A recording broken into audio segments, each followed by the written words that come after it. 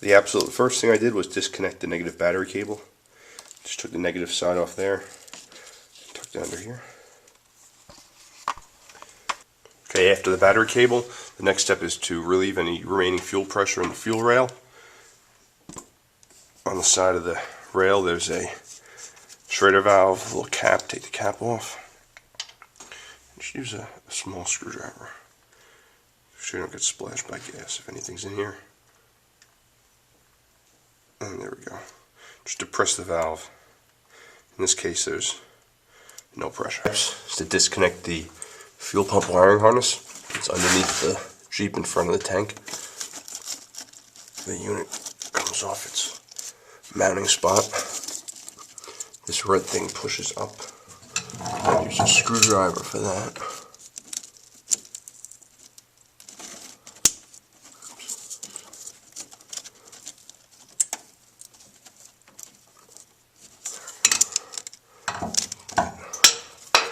Like that. You push this. And massage them apart. There we go.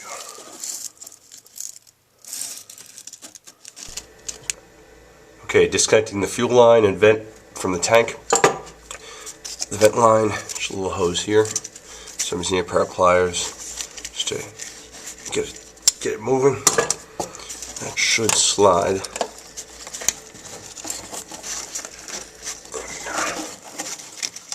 That should slide off.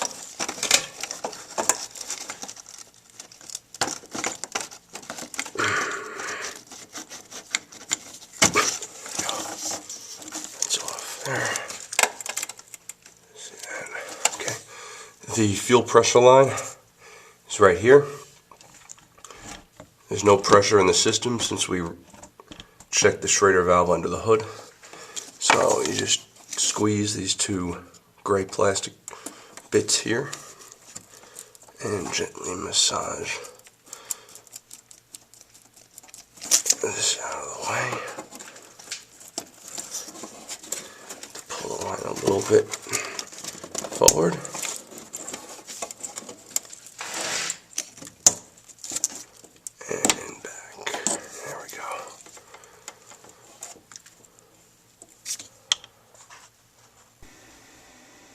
You're going to want to spray down your tank strap rods.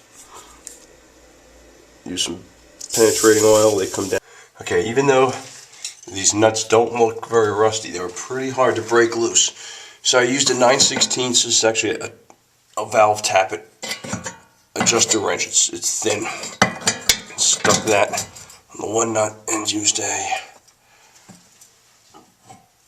ratcheting wrench on the other here. And turn the two. Use the one to hold it. On the passenger side of the tank, there's a heat shield right next to the tailpipe. And when you take the first nut off the passenger side, you have this, which that nut held up part of that heat shield. So instead of taking the whole thing down, which involves removing part of the trailer hitch here, or all the bolts, or at least the front bolt of the trailer hitch, I decided to just make a cut in that, just a slice where the bolt goes through the heat shield, so I could pry it out of the way. When I put it back, I'll use a couple washers to sandwich it back onto there. Okay, I got the strap nuts quite a bit loose. Lower the tank. Brought both of them down. So my next step here is to remove the fuel fill line hoses. And the clamps were positioned so they're basically facing up. So I'm able to get a ratchet with a 7mm socket on that. Alright, good news. I'm actually able to turn this hose, pull it down a little bit to get a better ratcheting here.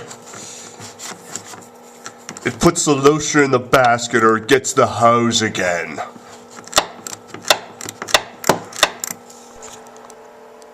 Okay, I finished removing the hose clamp on the vent tube, slid the vent tube off. I'm going to use a pair of pliers to turn filler hose so I can access the worm drive clamp and unscrew that. To show you, this is how I'm removing the clamp. A little ratchet.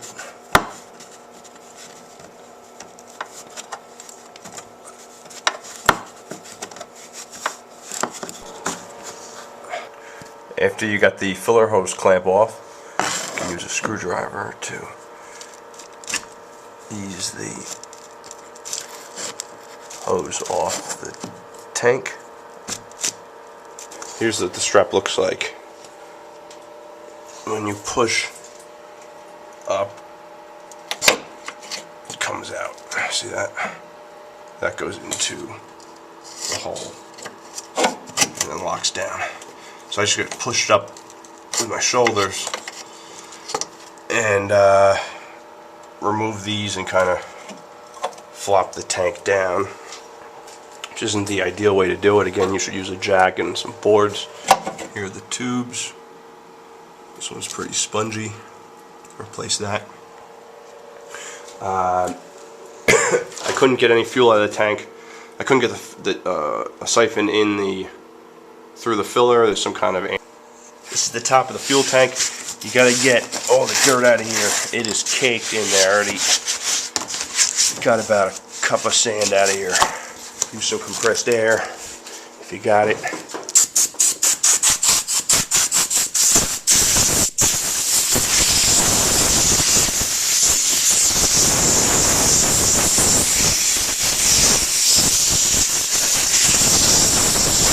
Okay, after cleaning up the top of the tank, use a screwdriver and a hammer to remove the lockdown ring.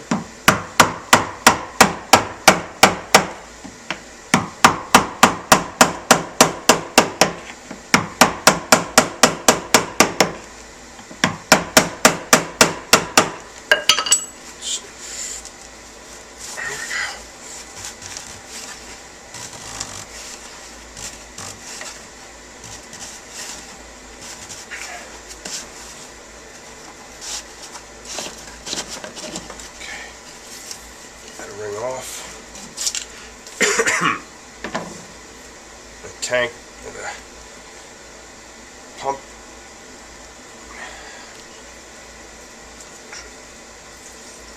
Lift up out of the tank.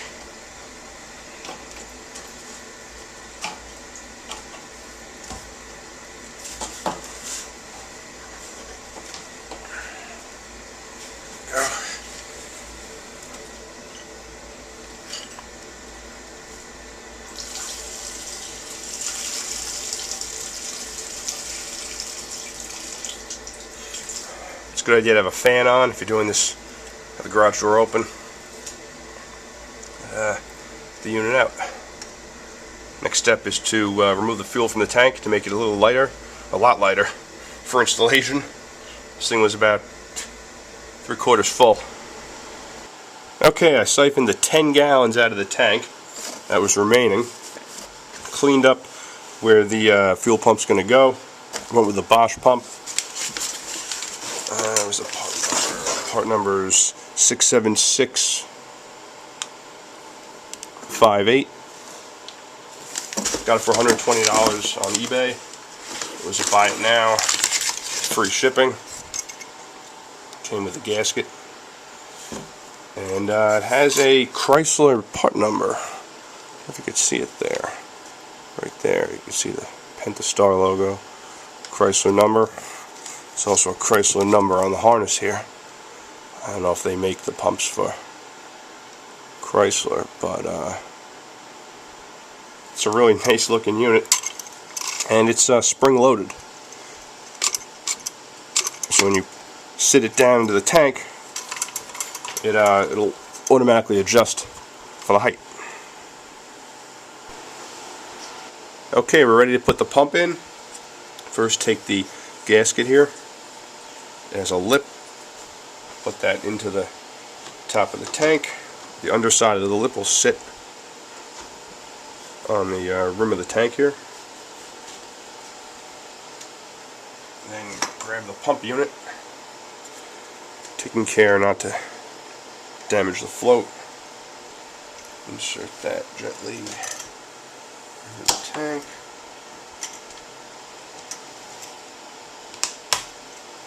Okay. Position the fuel outlet facing forward.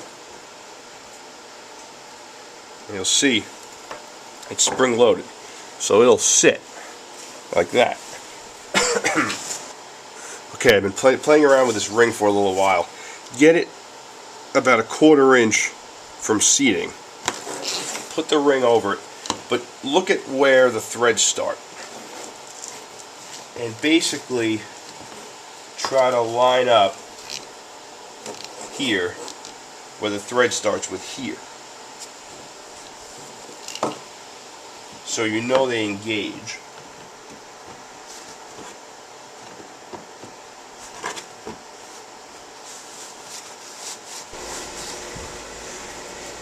Okay, finish tightening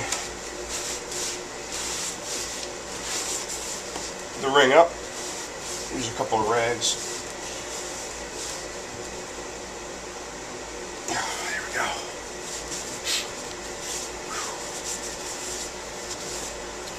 Put back the vent tube that I took out. Alright, after the fuel pump's in, just got to pull off this orange cap. Gently remove this clip from the old fuel pump. This is a quick connect. This should just go over and clips on. And you can take your hose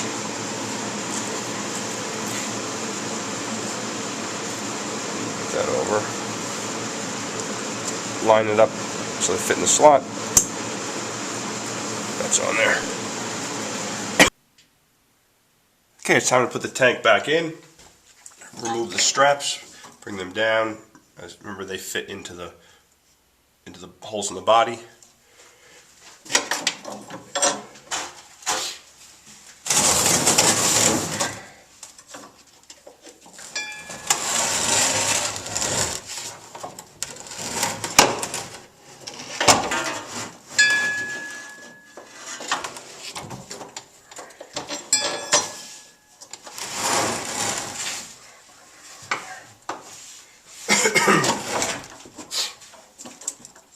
I put a little tape over the fuel end so it wouldn't get any grit in there.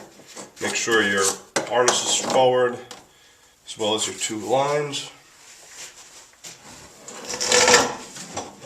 Put the tank up into place.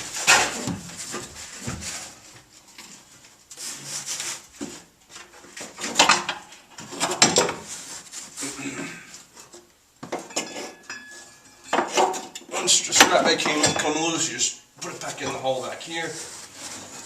There we go. There we go.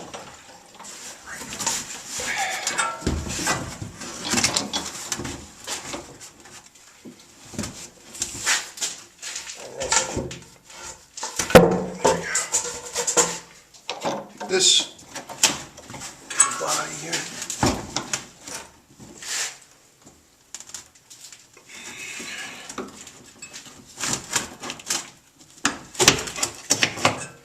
Put that ear in place in the body. Same with the other one.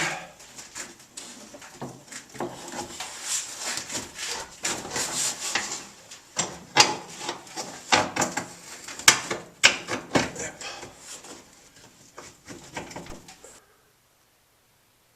Okay, just got the tank up. The first thing I want to do is connect these fuel lines, the vent line and the fuel line, to reduce the chance of any contamination. There's a lot of sand and stuff up here. So the vent line slides right on. Right. Next one's the fuel line. It's a little easier if you pull it out of this clip. You can position these. Get the clip lined up. Clips in place.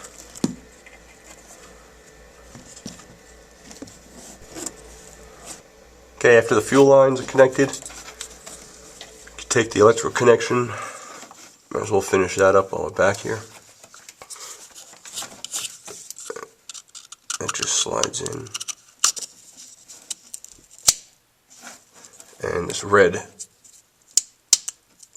clip goes down like that, hold it in place. Then the connector, the back of the vehicle side, slides onto a little holder here. Okay, next we're going to tighten the strap bolts. That'll bring the tank closer to the underside of the vehicle. And after that, we'll put the fuel hoses back on, filler and vent. Alright, got the straps tightened up. Next is just snap in this fuel line back into its little holder here. Alright, everything looks good. Fuel lines are attached. Vent line, fuel line. Power connectors on the body. Reinstall heat shield. If you cut it, just use a couple of washers to sandwich it in place. Basically just keeps it from rattling. Okay, the last step back here is to install the fuel filler hose and vent hose. It comes down from the filler neck through the unibody, and each one slides over the fittings on the tank. This time I'm going to position the hose clamp adjusting screw down so you don't have to reach up there next time if one of them has to be removed. Okay, I got the hoses on and the new used hose clamps. These are ones I had laying around. I don't have any new ones in these sizes. As you can see, the right one is a little long, a little extra tail there. It doesn't really matter. The vent hose was a little mushy. I'm going to order a new one and replace it whenever that comes in. So we're pretty much done back here. Next step is to connect the battery and add gas, and we should be good to go.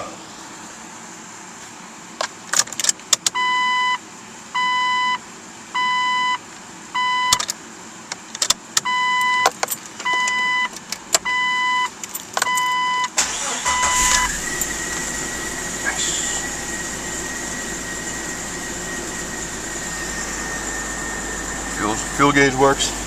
So yeah, bulb's a little dim, but